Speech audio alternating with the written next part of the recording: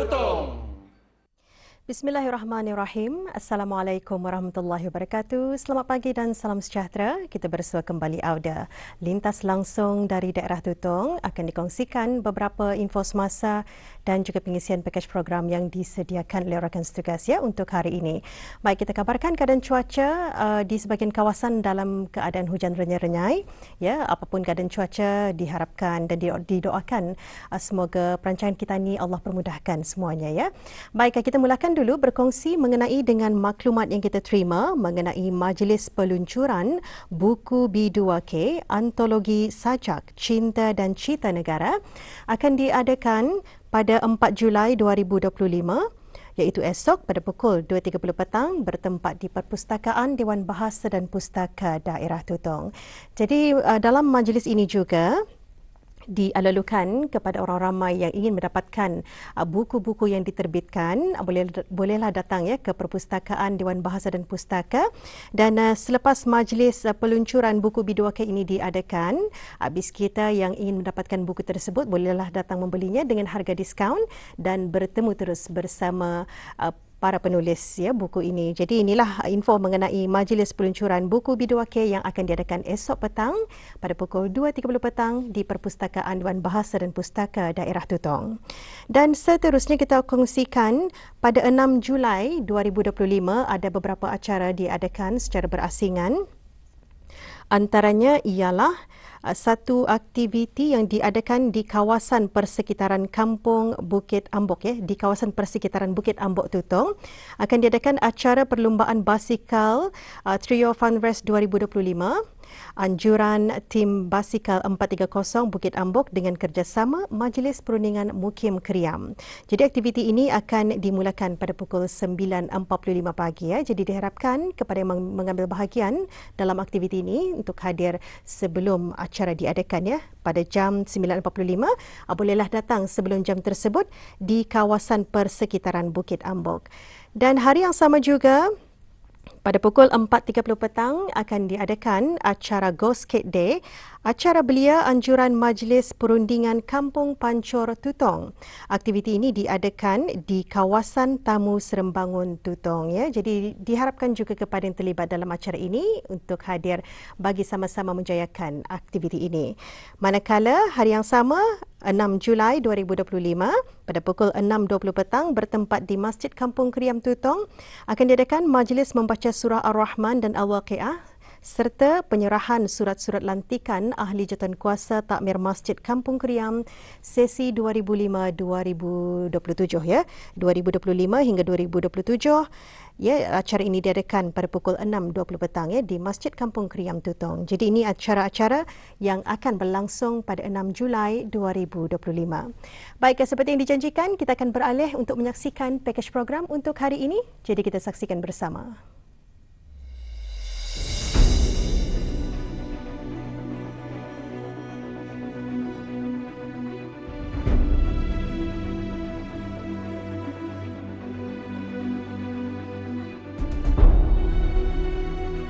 Bismillahirrahmanirrahim. Assalamualaikum warahmatullahi wabarakatuh. Audio penonton, masalah-masalah seperti perubahan iklim, polusi, pencemaran alam sekitar dan sebagainya merupakan satu masalah yang bukan sahaja dialami oleh negara Brunei Darussalam, malahan juga ia merupakan satu masalah global ataupun masalah dunia.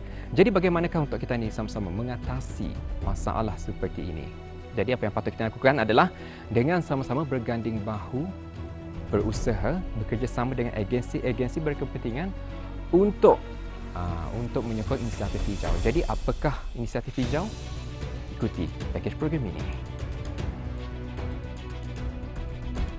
Inisiatif hijau merujuk kepada usaha atau langkah-langkah yang diambil untuk melindungi alam sekitar dan mempromosikan kelestarian dalam pelbagai aspek kehidupan. Usaha ini dipandang serius dan perlu dilakukan bersama-sama kerana bagi menangani perubahan iklim yang semakin memburuk demi memastikan masa depan yang lebih lestari. Tujuan utama inisiatif hijau itu adalah untuk mengurangkan kesan pencemaran terhadap udara, air dan tanah, selain perlu diambil endah bagi mengurangkan pelepasan karbon atau emisi gas rumah hijau. Usaha berterusan akan dapat memelihara biodiversiti dan sumber asli daripada terhakis atau musnah disebabkan oleh tingkah laku manusia yang mengabaikan akan kepentingan inisiatif hijau. Oleh itu, kempen-kempen bagi meningkatkan kesedaran masyarakat tentang kepentingan mengamalkan inisiatif hijau itu perlu dipergian bagi kemaslahatan bersama.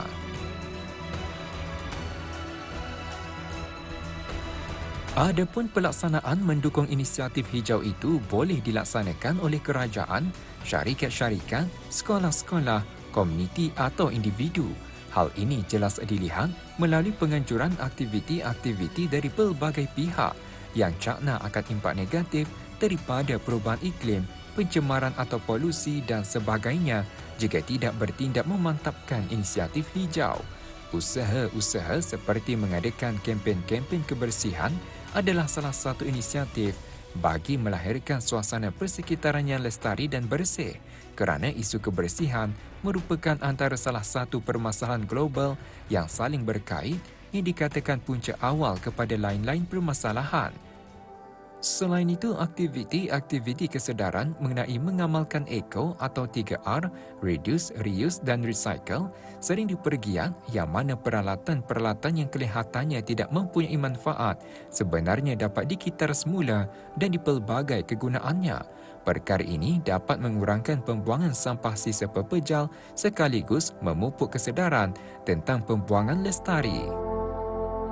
Antara lain, usaha mendukung inisiatif hijau ialah dengan mengadakan aktiviti menanam pokok, penglibatan aktif masyarakat dalam melahirkan sebuah negara yang hijau, mengurangkan pelepasan karbon ke atmosfera bumi serta memiliki suasana yang tenang adalah dengan aktif menanam pokok-pokok bertujuan untuk meningkatkan kesedaran mengenai kepentingan pemeliharaan alam sekitar. Bencana alam yang dialami dunia sekarang sudah cukup untuk membuktikan bahawa sikap rakus manusia telah mengakibatkan kemerosotan pada keindahan alam. Akhir-akhir ini sering kita dengarkan mengenai keadaan cuaca panas yang melampau, kebakaran hutan, banjir, tanah susur dan sebagainya, yang mana menurut ilmu manusia, bencana ini dipercayai berpunca daripada perubahan iklim atau pemanasan bumi. Kejadian ini adalah dikaitkan dengan perbuatan manusia seperti penebangan pokok-pokok yang berleluasa dan pencemaran atmosfera hasil dari pengguna sumber tenaga minyak dan gas yang berlebihan. Oleh demikian, kesedaran awal dalam menjayakan inisiatif hijau perlu ada bagi mengurangkan impak negatif yang boleh memberi impak kepada negara tercinta kita. Bagi pendapat saya, antara langkah-langkah untuk menyokong kesejahteraan hijau di Brunei ini adalah yang pertama, terutamanya bagi para pelajar, mereka bukan sahaja harus mempelajari apa itu kesejahteraan hijau dalam pelbagai lecture ataupun pelajaran semata-mata. Malahan ianya juga harus direalisasikan sejalan dengan projek wawasan 2035 di mana beliau ini diharapkan sebagai pemimpin yang mampu untuk meneruskan usaha ke bawah Duli Yang Maha Mulia Paduka Seri Baginda Sultan untuk menjadikan Brunei Anik sebagai negeri yang hijau. Antara impak negatif jika sekiranya inisiatif hijau tidak diendahkan adalah antaranya ialah pergangguan persekitaran seperti tanah susur, berlakunya kebanjiran, berlakunya pembakaran terbuka yang boleh mengakibatkan pencemaran udara seperti jerobu, yang boleh mengganggu tercapainya SDG, matlamat SDG dan matlamat wawasan 2035 terjejas. Bukan itu sahaja, biodiversiti dan persekitaran di negara Brunei Darussalam juga akan merosot. Alhamdulillah, inisiatif kita untuk menjaga kehijauan itu adalah daripada perbuatan kita sendirilah. Untuk inisiatifnya kerana untuk menjaga bumi Allah ni. Jadi kalau kita ni lihat dalam surah Ar-Rum ayat 41 pun ada menyatakan yang kira-kira mafhumnya telah banyak kerosakan di darat dan di bumi. darat dan di laut atas perbuatan tangan kamu sendiri. Jadi bila kita lihat kerosakan itu adalah daripada manusia itu sendiri. Jadi kita sebagai makhluk Allah yang berada di muka bumi ini, hendaklah kita sama-sama menjaga daripadanya. Salah satu daripadanya juga iaitu tentang hijauan ini, iaitu menjaga kebersihan lah. Dalam hubungan ini, pertubuhan antarabangsa amat memandang serius akan perkara ini. UNESCO misalnya telah menjadikan pendidikan ke arah pembangunan mampan sebagai salah satu agenda utama pertubuhan tersebut dalam usaha menangani isu-isu alam sekitar yang semakin banyak terjadi dan dialami. Begitu juga Pertubuhan Bangsa-Bangsa Bersatu PBB telah mengukuhkan 17 matlamat pembangunan mampan SDGs pada tahun 2015, suatu agenda yang perlu dicapai pada 2030 sebagai agenda pembangunan dan kemaslahatan manusia dan bumi, yang mana negara Brunei Darussalam memang aktif memainkan peranannya dalam mendukung matlamat-matlamat tersebut melalui aktiviti-aktiviti yang mendukung antaranya SDG 11, Komuniti dan Bandar yang Lestari, SDG 12, Tanggungjawab terhadap penggunaan dan pengeluaran lestari, SDG 13, Tindakan iklim, SDG 14, Kehidupan di dalam air, dan SDG 15, Kehidupan di atas darat dan lain-lain.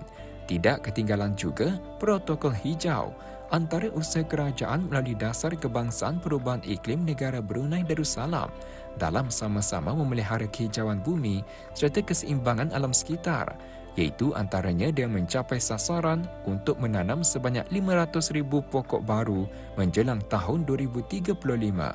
Jelas dilihat usaha yang dicurahkan ini bukan sahaja membantu mencapai matlamat antarabangsa, malah memberi kebaikan di peringkat nasional.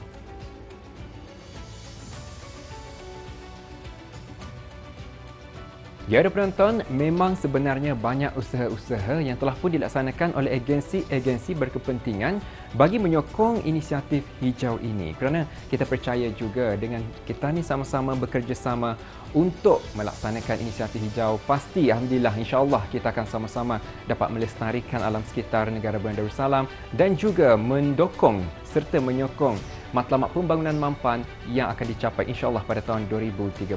Jadi marilah bersama berganding bahu dan juga berusaha bagi sama-sama kita ini menyokong inisiatif hijau, bukan sahaja untuk diri sendiri, malahan juga untuk kelestarian negara Brunei Darussalam insya-Allah. Assalamualaikum warahmatullahi wabarakatuh. Jumpa lagi.